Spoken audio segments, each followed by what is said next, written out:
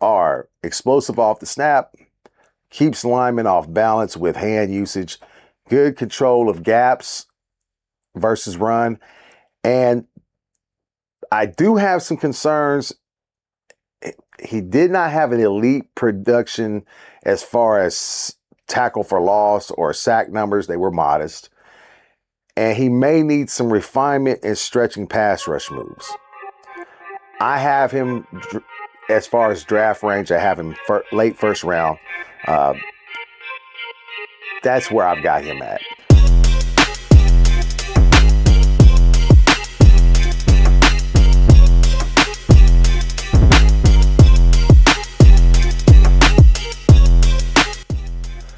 Hey, what's happening, everybody? This is Big Temp with the Cavecast. I'm joined by my co-host, as always, Mr. Mike LaFleur.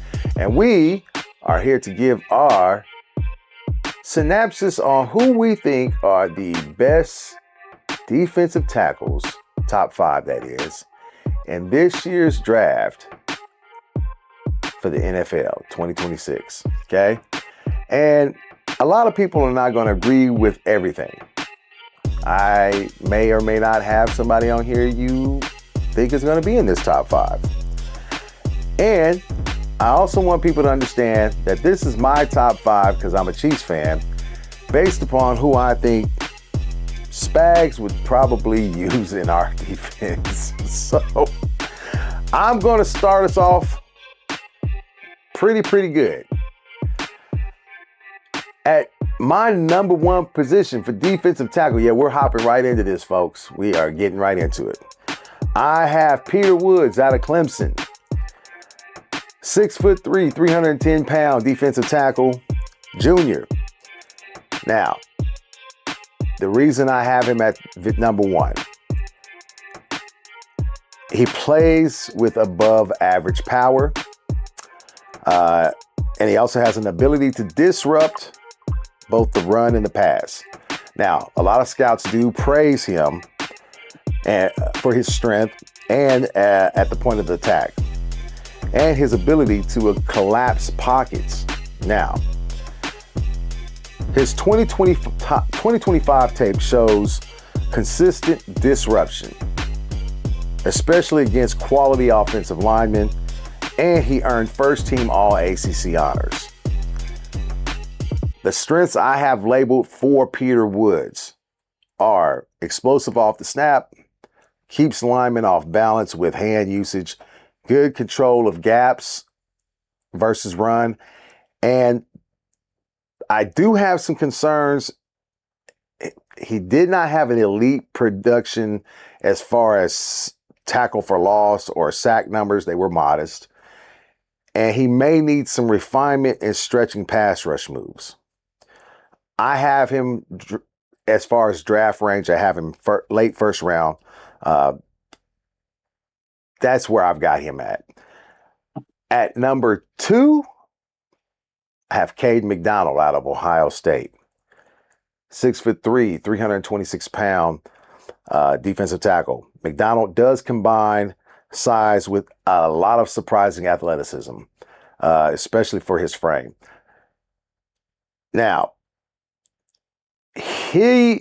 with him in Ohio State's defensive scheme, he was able to highlight his ability to anchor versus the run. So he did a lot of the things that I want to see out of an interior lineman. Okay. He did have some, flashes of pass rush traits as far as that goes, but his big thing, his big strength to me was his ability to anchor himself in the middle of that line. Okay. I do have him behind Woods as far as defensive tackles go. And I do have right now, as far as what I see as a strength, is that he's big, he has a strong base, he's effective, against double teams. He has an effective swim rip move and short burst, and he is NFL power ready. Now, my concerns with him are that He doesn't have a lot as far as the toolkit goes for pass rush. Not a lot. Okay. It's not as deep as some of the guys who are going to be in this draft at defensive tackle. He does need more consistency at all levels. I've got him going second round early, if not day one, but it's neither here nor there. At number 3, I have Caleb Banks out of Florida. 6'6", 330 pounds. Banks is unique because he moves like a lighter player at his size. He has a twitch and he has lateral agility, and it stands out, allowing him to shoot gaps. He also is quick and he can create pressure before blocks fully engage. Very physical, especially against the run. And he also does offer a pass rush threat. It's very uncommon for a nose tackle of his size. Strengths are rare athleticism for a big body, quick first step off the snap, and he does disrupt both A gap and B gaps. My concerns with him are sometimes he's too light with pad level, especially versus lower blockers, and his technique can be inconsistent. I do have him, as far as the draft, I got him late first round or second round. Number 4 is Christian Miller out of Georgia. 6'4", 305 pound defensive tackle. Now Miller does show development, right? He's been working at it. He has a strong anchor in place with leverage against double teams. And Miller doesn't always light up the stat sheet, but he does regularly force problems for offensive lines. Strengths are slick with hand placement and balance. He's also got space eating techniques, so especially against the run. And he's got a good football IQ, and he's very consistent. My concern with him is he doesn't really have a good pass rush technique. And he's not a very explosive player. He's more methodical, okay? Draft range around mid-late second round. Or let's say day 2. I'm going to say day 2. I don't think he's going to go second round. At number 5, I have Lee Hunter from Texas Tech. Now, Lee Hunter is a prototypical 3-tech build. Hunter basically, he's a solid interior piece. Now, he's strong versus the run, and he can occasionally flash in passing situations. His game tape does suggest a grinder who fits gap control roles. Strength, he does have stout hand fighting. Very good with his hand fighting. Stays square and block engagements, and he's good with snap recognition. My concerns with him, though, limited burst as a pass rusher. Tools, project. I don't know if he's going to be that great of a producer on the field. That's my biggest problem with him, because he could probably get lost in the shuffle, right? That's my concern with him. I have him going day 3, possibly a late day 2 guy. Now, I do have some other names on here, okay? And the other names I have are guys like Daryl Jackson Jr. out of Florida State, who's a big, strong interior run defender. I also have guys like Tim Keenan III out of Alabama. He's a physical guy with solid gap control. I have Xavier Harris out of Ole Miss. He's got length and size with upside. And I also have Dominique Orange out of Iowa State, who's a good anchor against the run. All of these guys are good, but the 5 that I named, that's my top 5. The reason I named them there is because of what we are missing in Kansas City and who the defensive coordinator would be in Kansas City. I'm still thinking it's going to be Spags. Now, my co-host may have a different take on where I have those guys or who I even have in there. Is there anybody that you thought of, Mike, that maybe I didn't put in there as the top five? I'm just shocked that you didn't name Dante Corleone. I I wanted Like, to as far as bruh, the top five, yeah, you. I don't but know, man. but I also have to look at who I think Spags will probably take. And it's kind of weird, right? With some of these guys, look, I have Peter Woods as the best defensive tackle available. Would you not agree? Mike, I lost you. Uh, no, I'm here. Oh. Yeah. Here's the thing, though. I do think the defensive tackle specifically is a little. It's not all that great, It's not that great. honestly. This year is not that It's great. really not that great, bro. Very, Like, very, very, very mid this year. I don't, yeah, I don't know why, but it is. Now next year, I think there's some good stud, oh yeah, bro. candidates coming out. 2027 might be one of the greatest draft picks or draft classes I've seen in a while. And I'm talking about And across the board. I'm talking about and, all positions. and I was just thinking about that. I thought Corleone was a sophomore.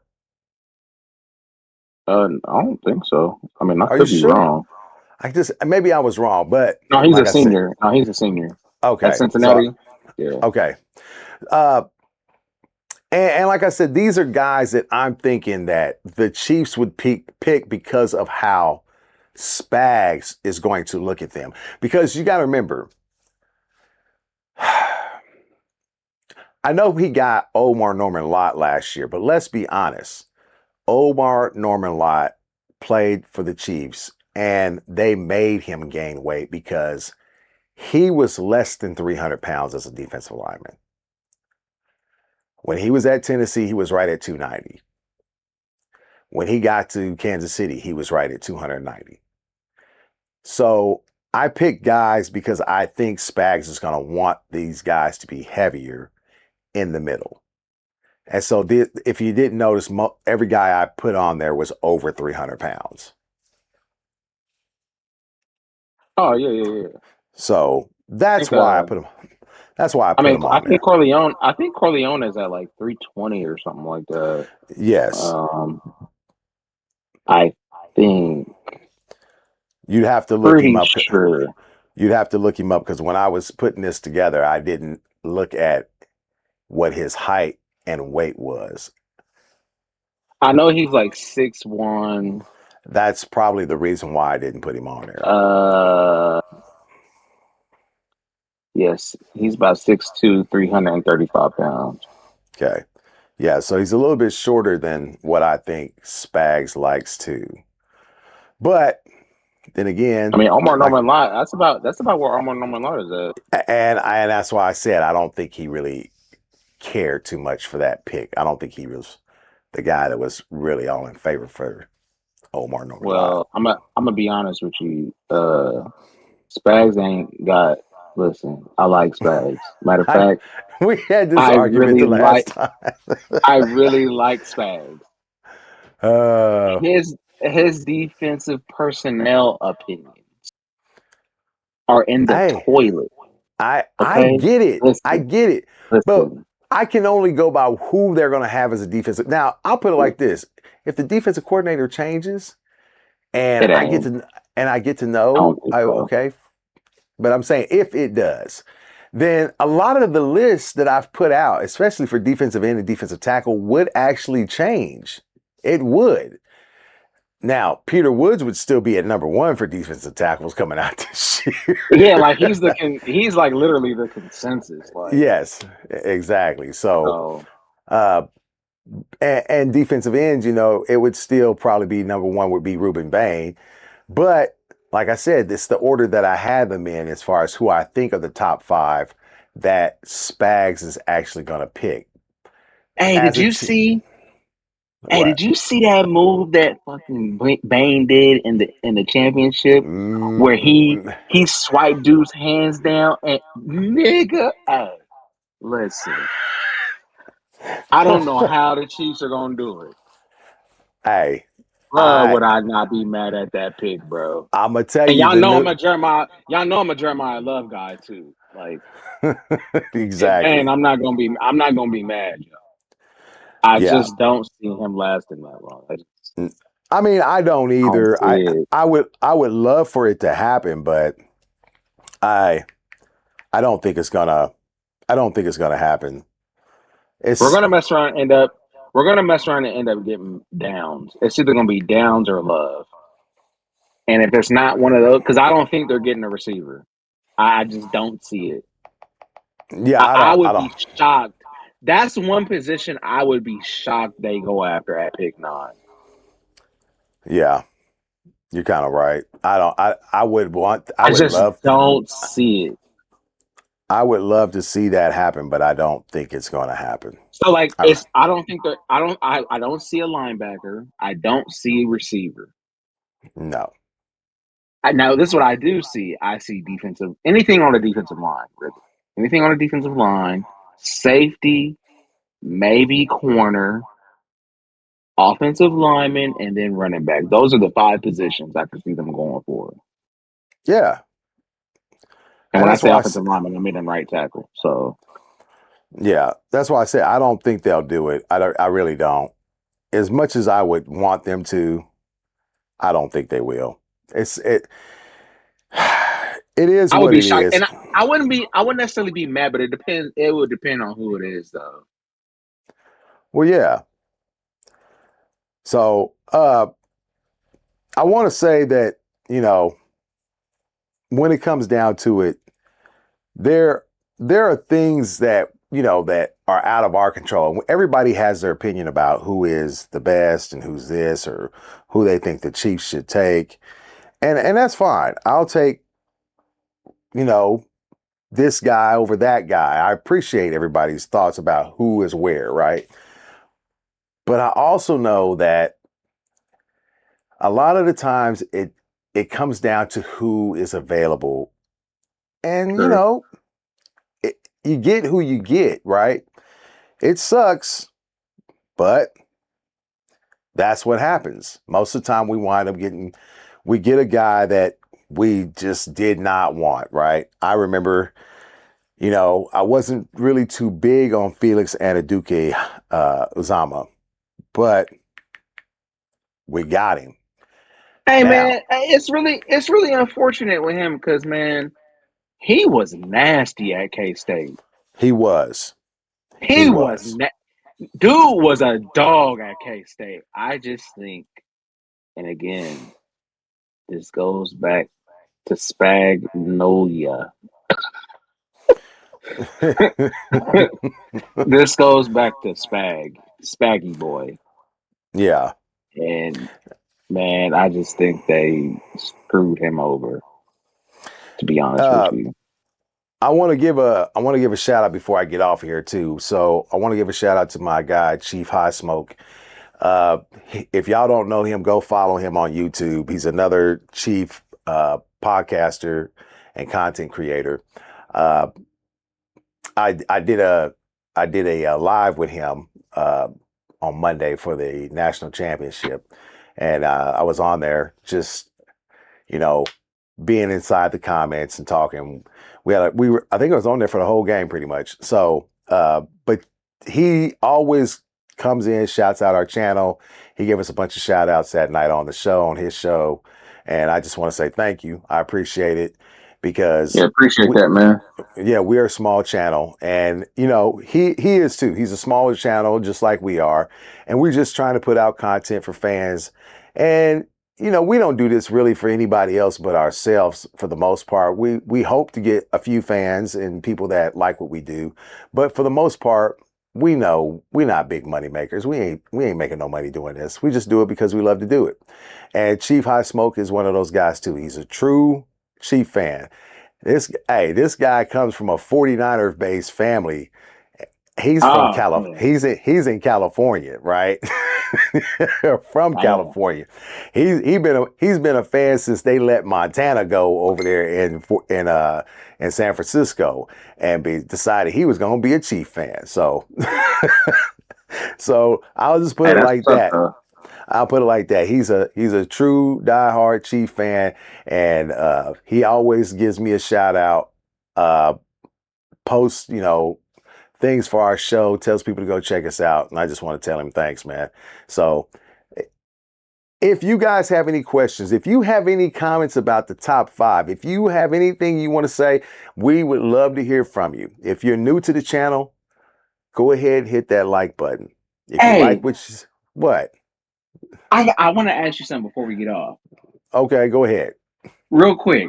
I do. I've been wondering this. Do you Okay. think because the enemy is back, do you think that could gear them towards more drafting love? Hey, I'm gonna be honest with you. I think that's what's gonna happen. I think that's probably why they brought him back. That's Because not the only like, reason, but I think that's part of the reason. yeah. Because I'm just thinking, like, I think that um, they brought him back because they wanted him to develop a real running back. Because you remember when he got there and they had Jamal Charles there, and Jamal Charles said that Bieniemy is the reason why he turned into the running back that he became. but it's not even just him though, because he did the same thing with Adrian. I know, I You know. know, and Yes, I even think he's gonna do wonders for Bashard as well. I do too. And that's why I said I think that they understand that the run game has to be implemented now. It has to be more important than what they've made it. So Right. I can't tell you what for sure they're going to do, but I did have that cross my mind because I thought to myself, you know, hey, and my guy Chief High Smoke, he also said the same thing. He said he thinks it's probably more likely that they will go after a running back, possibly Love, in I this think it just draft. depends on. I think it just depends on free agency. It does. It does depend on free agency. Like if they get Brees, maybe not so much. They could still go after a They rookie. They could still go after Love. They could. You never know. You never know how they're that would be looking at this. crazy. It would be crazy, Our but they could rookie do it. back room with Brees Hall, Love, Shard would Yep. be insane. Just So saying. it could still happen. We'll see. I'm not gonna count on it. But anyway, if you have a comment, if you're new, leave it in the comment section. We'd love to hear from you guys. We do try to answer every comment that's in there. If you have a question, whatever, we don't mind it. We actually love that stuff. So if you are a person or a subscriber who's been following us on this journey, we want to say thank you. We appreciate you. Continue to bang that like and hit that hype button for us. It helps us with the algorithm and gets us out to more people who've never heard of us before. Like I said, we're a small channel, just trying to, you know, make it the best way we can, putting out content that we enjoy and hoping that somebody else does too. So thank you guys. We will see you again next week, and be on the lookout for our new one next week, top five corners. And I think Mike is going to head that one off. So we'll see you guys again next week. This is The Cave.